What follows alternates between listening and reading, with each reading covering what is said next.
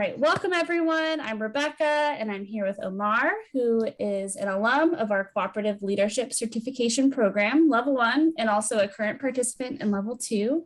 And today we're just going to get into some of his experience in the training, what he's been practicing, and what's shown up in the work for him in this world. So with that, I'd love to hear a little bit more from you, Omar. Tell us about yourself, where you've been trying these tools out, and just a little intro to yourself. Yeah, thanks, Rebecca. So I've been when I started with Collab doing the CLCP level 1, I was the founder and coordinator of Green Worker Cooperatives, and now I launched with others a new organization called Collective Diaspora, and so that's the place where I've been really practicing not just what I've gotten in level 1, but I'm right now in level 2 of Collab, and so that's also been mind stretching, stretching myself and really putting in the work and in this new space. And what I'm doing now, Collective Diaspora, is really, we're building a global network of Black cooperatives and Black-led organizations doing cooperative support work, supporting groups, supporting co-ops. And so throughout the African diaspora, so throughout the Americas, over different countries, different languages. And so, really creating processes and creating structures so that we're all able to get work done in a way that's transparent and accountable, and really building a movement. That's what we're about. And so I've definitely gotten a huge amount out of the work I've done at Collab, and really been able to look back and see where I messed up before, and how to do things differently. So yeah, I'm really thankful. Yeah, well, thank you for sharing an intro. And there is something about examining democratic practices that helps us reflect. Also, it's like, oh, that I could see now that I'm from here, hindsight, looking back, oh, that could have been helpful to do that. I think about that myself in previous jobs before I was at Round Sky. It's like, oh, wow, just transparency on scribing and meetings would have helped my past workspace so much. It's simple but powerful. So there is this kind of current but also reflective way that this shows up. All right, hindsight's 2020, right? Yes. Great. Well, excited to hear a little bit more about what has been like a highlight for you from your experience, or what's really shown up for you as now that it's been quite a few years, maybe 3 years since you took level 1. I think 2020 2. Actually. 2. Oh, actually, okay. Yeah, that's right. It was about 2.5 when I started. Yeah. Right. What's with that time? What's felt like one of the highlights for you from level 1? Although now that you're in level 2, maybe it gets a little merged. But what's a highlight for you in this experience? Well, it does feel like one blur. Not in terms of things forgotten, but just like one big long experience. I'd say when I did level 1, they've just been very different because the needs have been different, the focus has been different. When I did level 1, what I got, the thing that impacted me most, and this was, I got the tool of the standard meeting practice, the tool that's used in tracking and holding the conversations within the meeting structure and the notes. I got that. That was definitely a huge tool in the toolbox, and that has stayed with me.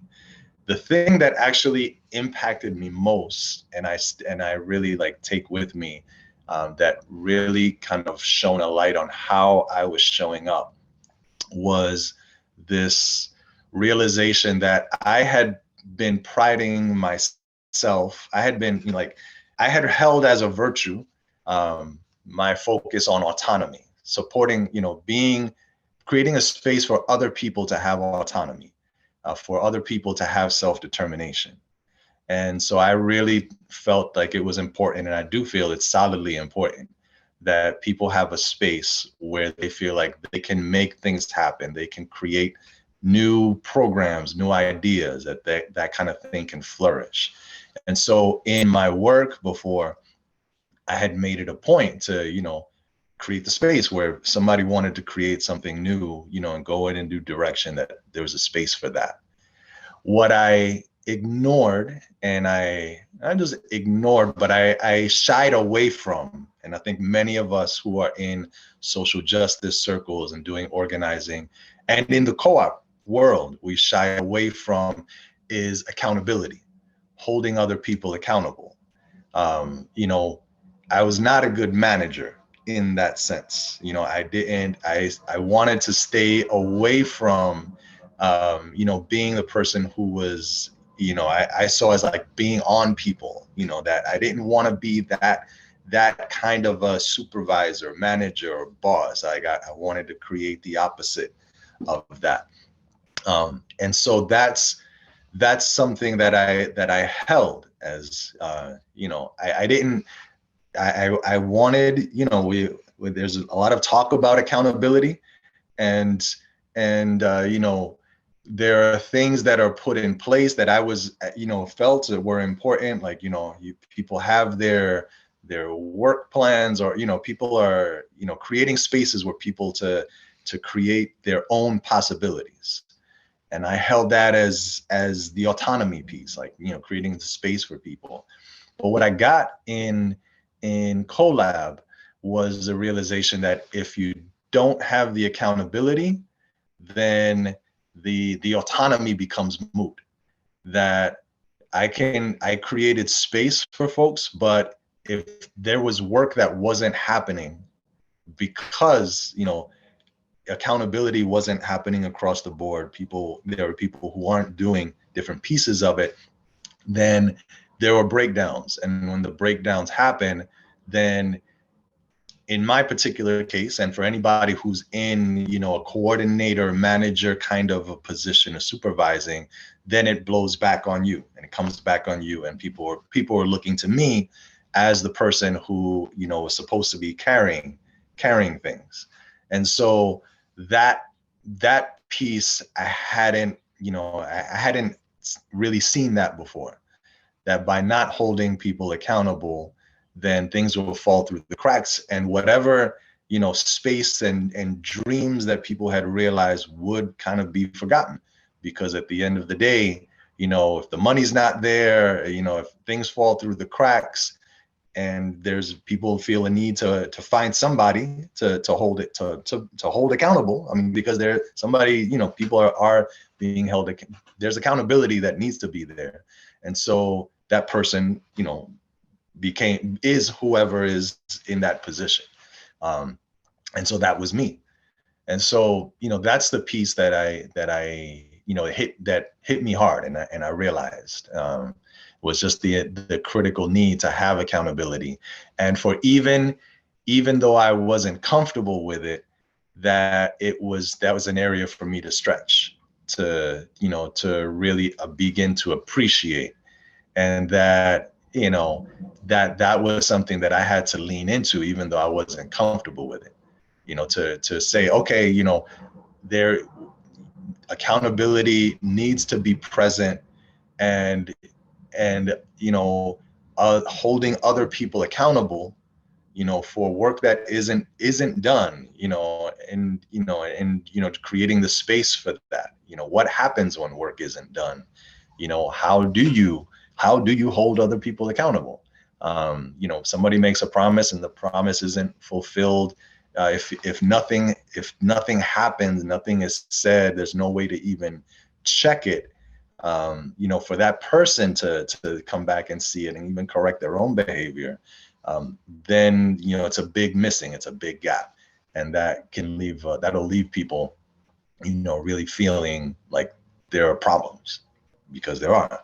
So that was the piece that really struck home the most, and has stayed with me the longest, just that the need to do that. So that's in my new role now, in this work of, co-founding and launching this new organization, this co-op of Black co-ops. Then my focus has really been on that, making sure that accountability mechanisms are present, that, it's not just creating the space for folks to, create ideas, newer things, but really accepting the role that I have as someone who is like taking a leadership role in this organization, bringing forth bringing forth different ideas, creating the space to hold others accountable, and for others to hold me accountable, in that, because it's, the conversation, if the conversation, I realize, if the conversation around accountability isn't present, then people don't even think that they should be holding other people accountable, including me. And so, I'm thinking that just being open and free is enough for people who to come to the table and say, well, did you do what you're supposed to be doing? If I'm not modeling that, then they're not going to be doing it either. So yeah, those are all different things that I've taken from that. And that's the piece that's really that's been most impactful for me, because that's the one that I need. That's the message that I needed to hear at the time. Everybody hears their own message and what they need to hear at the time. That was mine.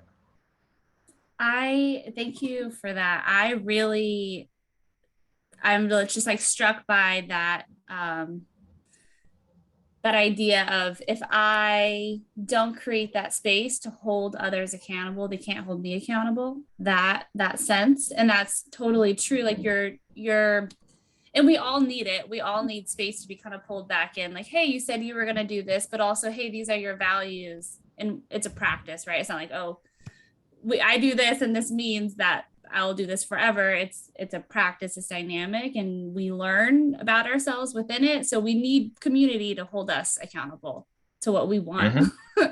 And so it's inevitable that we'll be in that spot. And it's so beautiful that this is what you've taken, and so I think powerful for your collective to have that conversation and that openness, while also keeping the space that you also want, which is that people have autonomy and self-determination and agency over what happens, that it's not just your vision, but it is collective. So I think both of those things are really powerful. Yeah. Great. Yeah. And so maybe this is already answered about what's something you've learned about yourself in this work.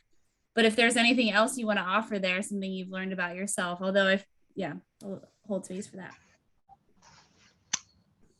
Anything else? I mean, that was a huge one. Yeah.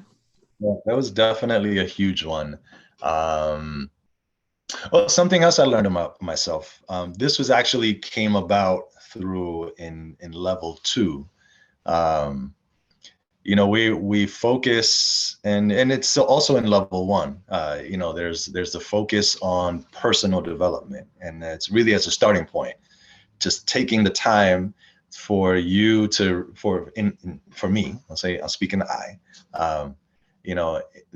I took the time during level 1 and now in level 2, in the very beginning, to really put into practice something that I want to change in myself.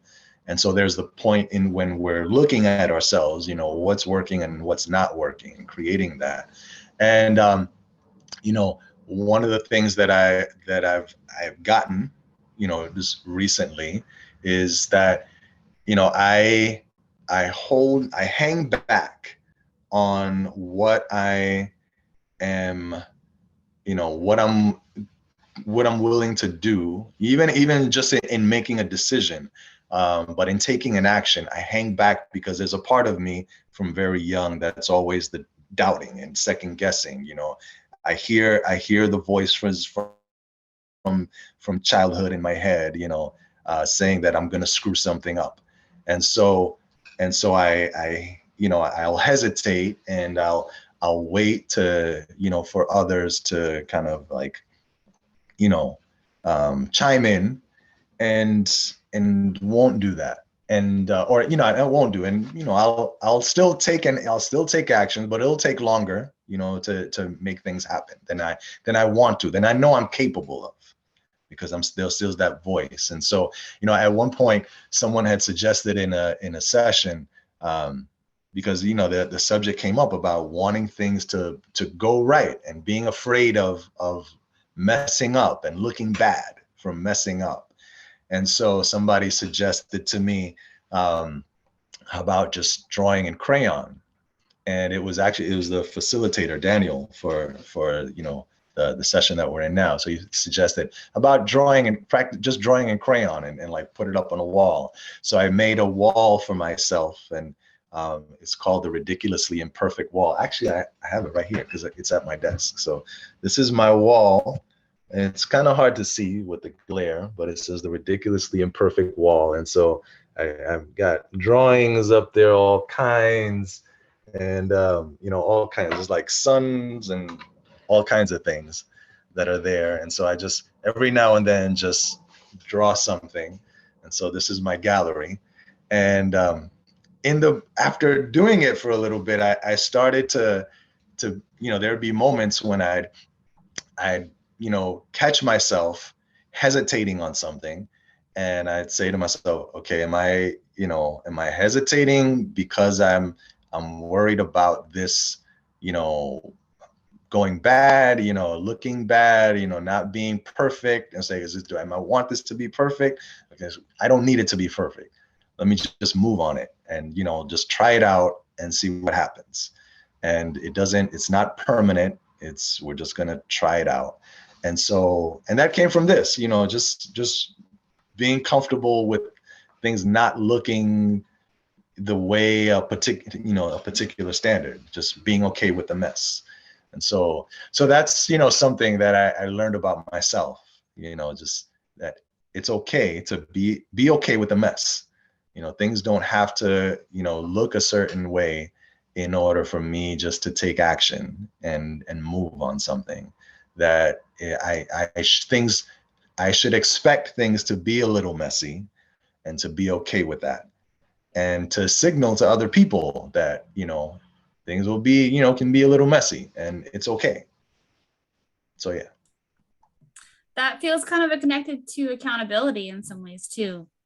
I don't have it like very crystal clear about how it's connected, but I feel like there are some lines there, connections between, especially around showing up in the way, in the space that you want to create, showing up in that way. And I love your gallery. That is, I think sometimes like the first piece with it all together, it's very beautiful from what I saw. And which is also mess can be beautiful. It can let us see things in different ways. I love that suggestion, and that you took it up also. And it feels connected to the other piece of the training around somatics. You didn't say somatics specifically, but that you take a moment to kind of reflect, is this about hesitating because of self-doubt or perfection, or is it something else? Can I actually move on it? Which in the training, we talk about somatics, like that moment, taking a moment for yourself, noticing what's showing up. And it, seems to me that you're doing that just intuitively, or your body already knows how to do that, but having that practice. No, I appreciate that within the courses too. And I say courses because there's more than one. Just taking the time to start out meetings and getting grounded and like being present to how we're feeling. And I meditate, and so there are things that I was doing before collabs, like I meditate and do Tai Chi and stretch and do all of that. And it's nice to be in a space where I'm encouraged and to just think about it within my normal day-to-day routine, to be present to what I'm thinking and how I'm feeling, and in connection to the goals that I have for myself. So yeah, being present to what am I, is this at this moment right now where I'm hesitating, what's going on there? Um, when I'm getting frustrated or upset, my chest is getting tight, and let's take a moment just to keep breathing, to breathe deeply, to move through that and think about, okay, what do I need to be doing beyond this breathing moment? Like what am I actually getting upset about? What's the thing that I need to focus on? Yeah, just having the space where we can dig into that and use that moment as a place to really figure out, what's at the core of what I'm frustrated or worried about. That's important. Like that's critical. So I appreciate any workshop or training that brings that in. And I've led, tons of workshops and trainings, and I've, taken plenty of others. And I appreciate Collab for, all of you around Sky for having a program that does that incorporates that too. So congrats. I do think that's one of the unique parts of our training is that connection. And it's, to me, it's such a picture of Cecile and Daniel and what their like strengths are and what they offered to Round Sky when they created it, is just different needs, and understanding that all of those needs are very relevant and important, and then integrated in different ways. And you Yeah. had said this earlier too, that you needed to hear the piece about accountability or the piece about autonomy within the training, and that's what you got out of it. And it's just striking to me that it's a very full training, but people get so much out of it in different ways, and that they really do lean into what they need to hear and what is needed for them. And then it becomes an experience, because all of it's so connected. It's all interconnected. To the meetings are connected to accountability, the personal development is connected to accountability, transparency is connected to autonomy. All those pieces are all connected, and that can be an experience in itself, is having all of those pieces connected with you, and in community with other people.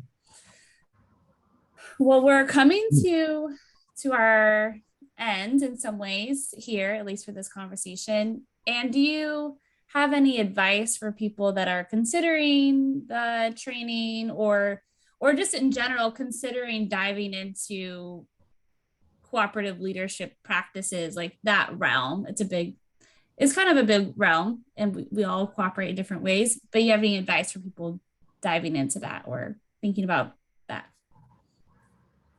I mean, the advice is sign up for the Cooperative Leadership Certification Program, level 1 and level 2. That's the advice.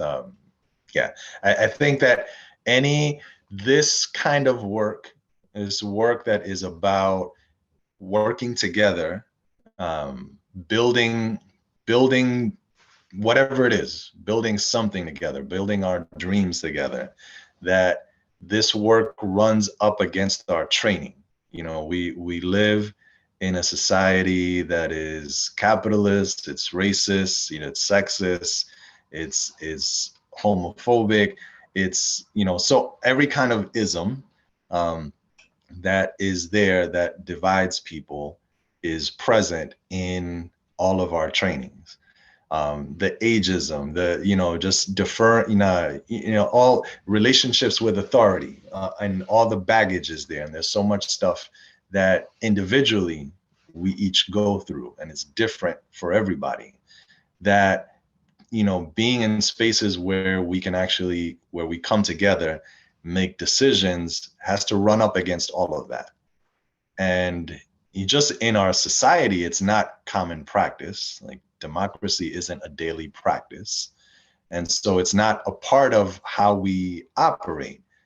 Despite the rhetoric that's out there and the general beliefs, democracy isn't a part of daily practice. And so we need a lot of training to be able to do it well and create the safe spaces. Well, no space is safe, but create the spaces that allow us to really, to stretch, where we're not, where we don't feel like we're going to be like exiled, where we can be, and we can be pushed, but also encouraged and nurtured, and held accountable at the same time. So, having spaces where we can do that are really important. And so I appreciate that in the work that you all have been doing, with Collab. And, having this kind of space is important. And, no matter what kind of background we've got, what organizations we're in, cooperative or not, social justice organizing or not, we've all got baggage. We all come with our stuff, and we all, need